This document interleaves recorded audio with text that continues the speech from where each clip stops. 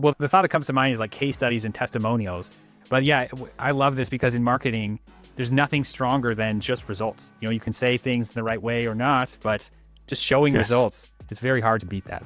And nothing like client wins. Those are the best. And there's a psychology to asking for a referral. If Mhm. you ask a client for a referral, it's tough on them, it's socially awkward.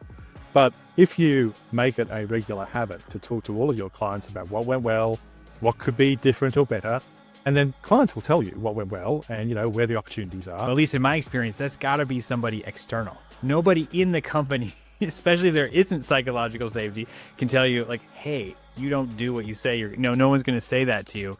So you need somebody right. that you've hired to be able to tell you the truth, basically.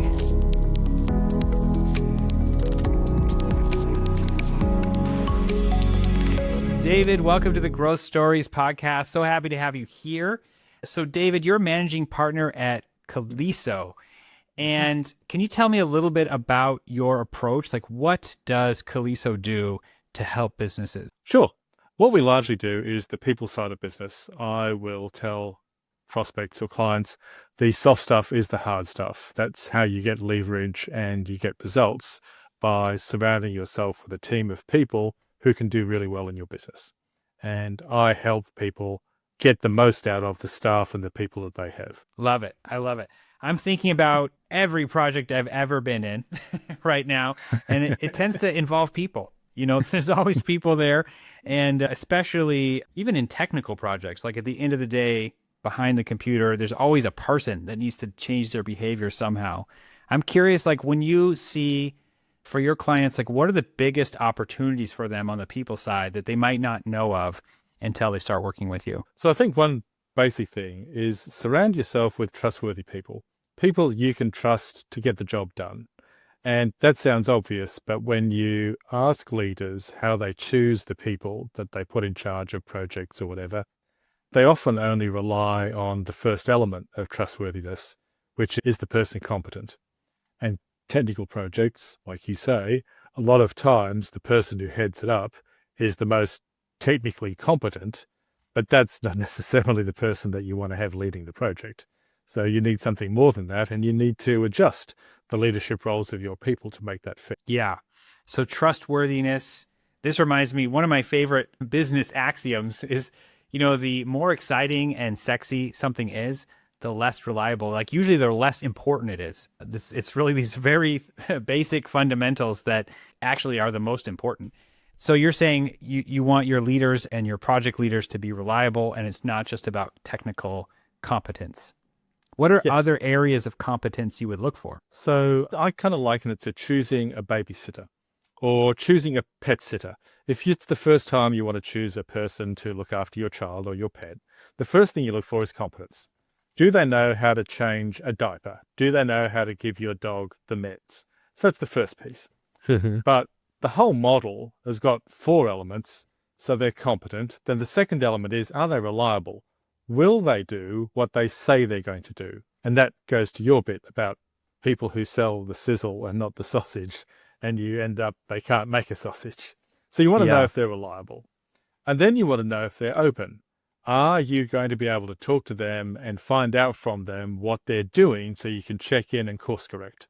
Some highly competent technical people are not open about what they do because either they don't know how to be open or they don't know how to explain what they're doing. And the last part of the model is, are they principled?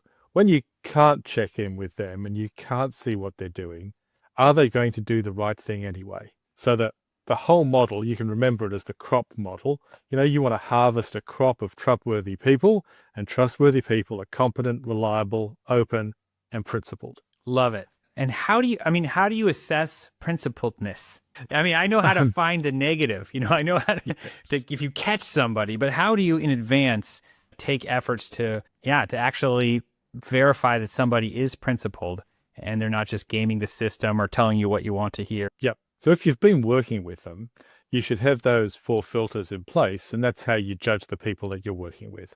So you might find people who cut corners or whatever. And if people do something in one sphere, they're very likely to be the same people who will do the same things in a different sphere. So that's one element if you're working with people. If you're hiring people for a role and you're going to essentially interview them, then you have to ask them about their behavior. You have to ask them neutral questions that'll get to what have they done before? Tell me about the last time you had to make a difficult decision. Tell me that you made a decision that was different to what people expected. Tell me about a time when it was hard to make a decision because other people didn't agree with you. And those sort of questions sound neutral because you can't tell what answer I'm looking for. But in interviews, people will tell you the most amazing things. So you ask them questions and you listen to the answers and you say, this is a person who cuts corners. This is a person who doesn't listen to their colleagues, etc., etc. Yes, that's how you do it.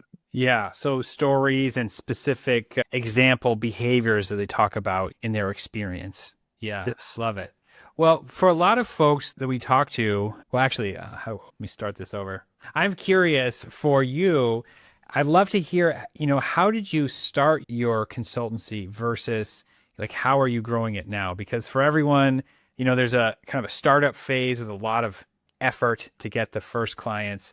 And then as the business progresses, of course, the way that you grow changes. So I'd love to hear that story for you. Like, how did you get started versus like, what are you doing today? So by training, I'm a psychologist. I have an undergraduate degree in business and commercial law. And then I continued at university for it's a 6-year full-time course to be a psychologist. And then I only worked in corporate environments. And the break I got in consulting, I guess, was, you can tell this accent is not from around here. So Yeah. I was in Australia. I got offered a job at the head office of the world's largest private company, which is in the Midwest. And I moved here for that. And after I was the global organization effectiveness manager for that organization for 4 years, I left, and all of my business originally was word of mouth, that I knew, people who knew other people. And as a consultant, what I had to get good at was being able to collect credit by sharing credit with my clients. So a large way that I grow my business is to be able to talk about how well my clients are doing. And then people put 2 and 2 together and hopefully think, probably because I helped them. And a lot of what you do to promote your business is really promoting the people who've worked with you. I couldn't agree more. Well, the thought that comes to mind is like case studies and testimonials. But yeah, I love this because in marketing, there's nothing stronger than just results. You can say things the right way or not, but just showing results is very hard to beat that. And nothing like client wins. Those are the best. And there's a psychology to asking for a referral. If you ask a client for a referral, it's tough on them. It's socially awkward. But if you make it a regular habit to talk to all of your clients about what went well, what could be different or better, and then clients will tell you what went well and, where the opportunities are. And then you ask them, do you know anyone else who's got issues like this? They'll often just tell you. And it's people they know. So then you ask for an introduction, which is much easier than asking for a referral.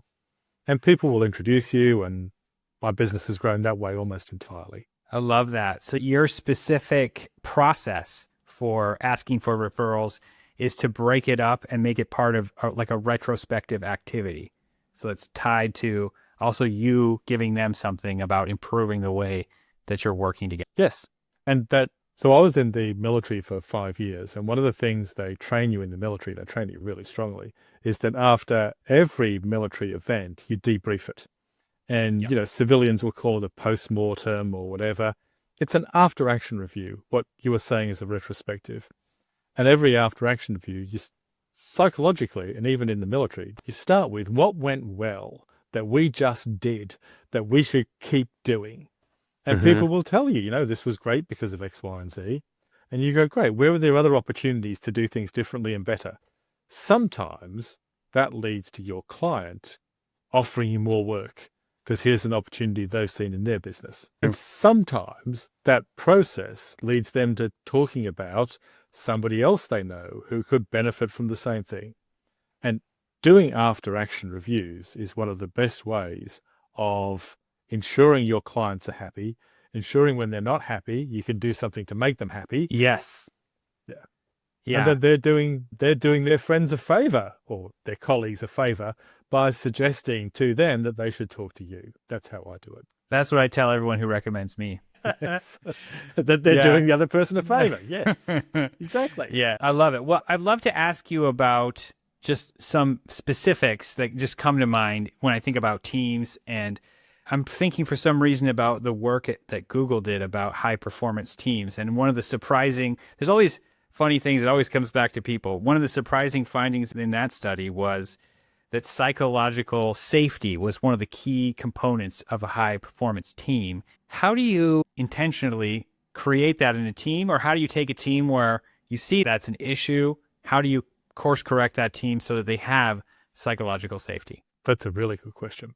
So there's two parts to that. You have to give them psychological safety, and then you have to show that safety in the service of what? So the first part, psychological safety, has made up of a couple of elements. One of them is people have to feel comfortable making mistakes. They're not safe if they can't make mistakes. So obviously not grand mistakes, but mistakes that happen along the way have to be seen as opportunities to improve. And that actually comes back to our after action reviews again. And then another aspect of psychological safety is people have to feel free to be themselves. The Gallup research that was done on high performing teams, and what are the questions that we ask to see which teams are high performing, apart from just looking at their outcome, is you ask them, are you free to be yourself at work? And the teams with the highest responses to that were invariably the teams that had the best performance. If you've chosen competent people to begin with. So psychological safety is made up of elements like that. And then what is it in the service of? So if you feel psychologically safe, I've given you an opportunity to do what? Well, you ask people to take risks. You ask people to be inventive.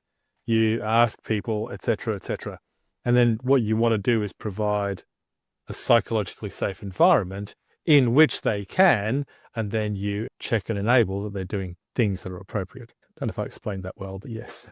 No, yeah, I like hearing about, it was interesting for me to hear how there's different elements of it, and you could break it down and look at different components to see, which parts of psychological safety are there. And obviously demonstrating it helps. But what do you do when you see a team where it doesn't appear to be there, or people seem like they're not going to tell you? No one's going to say, you just know in this team, no one's going to mention that they don't believe in the idea or whatever it is. Yeah. How do you start to turn that around? Well, I think it starts Easy with question. Leadership. Yeah, no, I have to think about it for a second to how am I going to express. It starts with the leadership. The worst consultant programs I've ever worked on are ones where it's somebody underneath the leadership team who says, this is a thing we need to do training on. And the leader says, but I don't need to attend.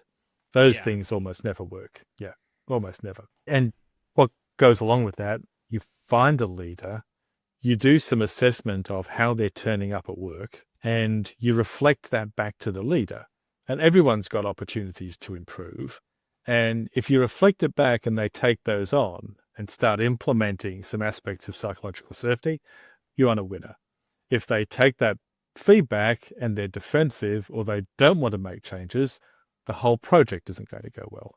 Almost all my projects begin with some kind of assessment that holds a mirror up to the leadership team. Yeah. And then we dissect what that means and what actions they're going to take. Yeah. So part of your answer is you need to make the leaders aware of their own performance. And I think it's, at least in my experience, that's got to be somebody external. Nobody in the company, especially if there isn't psychological safety, can tell you like, hey, you don't do what you say. No one's going to say that to you. So you need somebody that you've hired to be able to tell you the truth, basically, to tell you. I think that's true. You need to have good social skills to do this kind of work. And when I graduated as a psychologist, I had a lot of training, but not necessarily good social skills. So that's a thing that people learn over time. I think I've got better social skills now, but yes, you need someone who can hold a mirror up, and it's almost always someone from outside the organization. Love it. Well, David, as we wrap up, I'm curious, when you think about, leaders in organizations, what would be your number one tip to deal with all the change that we're facing right now? I mean, personally, to me, it seems like the world's accelerating. I think I'm just getting older, but also this AI thing is insane, the speed at which it's changing things. What would your best advice be to them? For a leader dealing with lots of big change, find a mirror and look into it. As a metaphor, find a mirror. Maybe it's a trusted advisor, maybe it's a consultant. Find something objective and take a good hard look at yourself, because senior leaders being complacent about what they do is not going to help them when change comes along. And they need to have something like a mirror to look into to make some changes. That's the one most important thing. And then, this is a mixed metaphor now, but when you look into your mirror, listen and respond with empathy. Okay? Hear what people are saying to you in whatever format they're giving it, and respond with empathy and with a positive intent to be better. That's what I would say. Excellent. Well, thank you so much. It's been a pleasure. Absolutely. Well, thank you very much. I will You're welcome. look forward to seeing this when it comes out. It's been a pleasure.